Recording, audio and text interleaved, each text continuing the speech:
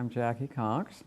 I was born in Denver, Colorado, but grew up until I was 10 in a little town called Salida, Colorado, 5,000 people. And it was a totally different world in which people all knew one another, not the life in the cities now. And that gave me a whole lot of freedoms when I was a little kid. And I remember this moment when Daddy and I were playing hooky from Sunday school out in the mountains, sitting on a rock, watching Daddy doing whatever he was doing. He was digging around looking for crystals, because that's what he liked to do, is collect rocks out in the mountains. And I was sitting on a rock by a lizard, baking with the lizard, and just feeling totally safe, but merged into the whole universe. And that's the place where I feel like I need to get back to when I am challenged with things that have to do with my cancer, which didn't come until I was 68, which is a long time after when I was a little bitty kid, right? Actually, it was 67. But that is not a thing that occurs in my family.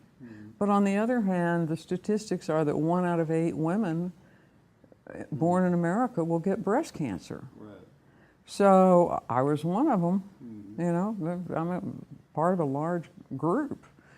Yeah, I was diagnosed with breast cancer. It sort of started with, there was a chest x-ray, and I got shipped off to have it was time for the annual pelvic and pap, right? And the doctor thought she found a lump in my right breast. So I went for a mammogram, and the mammogram was, you know, your breast tissue is so dense we can't tell.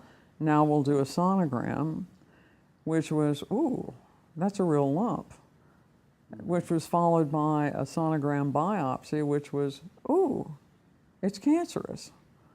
When I got the report that I had cancerous tumors, I was devastated. I was very afraid. What kept me from being just nutsy the day I checked in for surgery was love I got from friends and prayers that I got from friends. That helped hugely. You know, it is what you do to raise yourself above that level of fear and to have some sense of reconciliation with, you know, where are you in the universe? Well, there are these people here who love you and take care of you. And to some extent, I was doing my own, reminding myself that you do not let yourself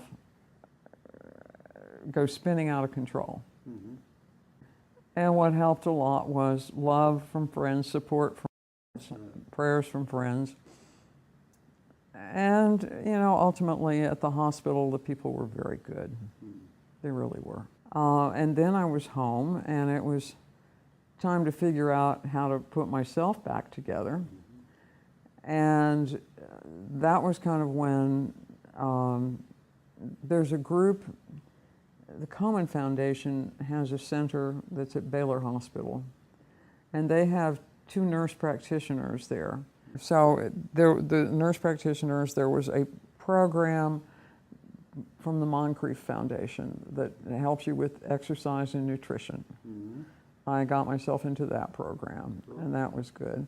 And then I went down to the Cancer Care Center and heard Jerry speak and started playing the tapes and doing things on my own that sort of supplemented that. In other words, I would play his tapes just before I got to sleep.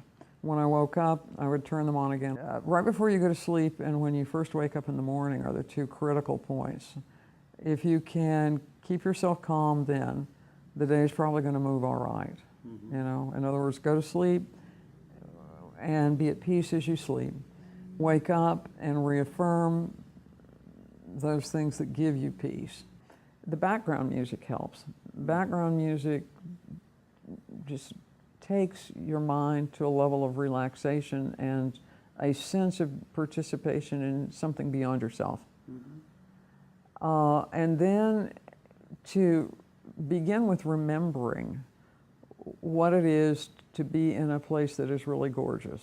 You know, whether it's just lying on a blanket as a little child staring up at the stars, or whether it's at a lake that was particularly restful, or the seashore, whatever image, and it can change. It doesn't always have to be the same image, Sure. but to take some image of a place, for me it matters that it be in nature, because I feel most at peace when I feel myself a part of nature. You know, I mean, those were the things I did that made me feel as though I was pulling myself back together. Then it is to get back in touch with a sense of yourself when you were strong. Because ultimately what you want is not only to feel yourself in the universe in a safe place, but to feel yourself as strong and participating in that universe. You know, and so it's looking in yourself for feeling strong. What do I do to make my body strong and healthy? You know, you can get yourself back to strength. And so the visualization is to think of yourself as strong and able to contribute to your own strength, to bring it back to yourself. And start thinking of yourself as having a strong and healthy body. You're not a victim, you're a victor.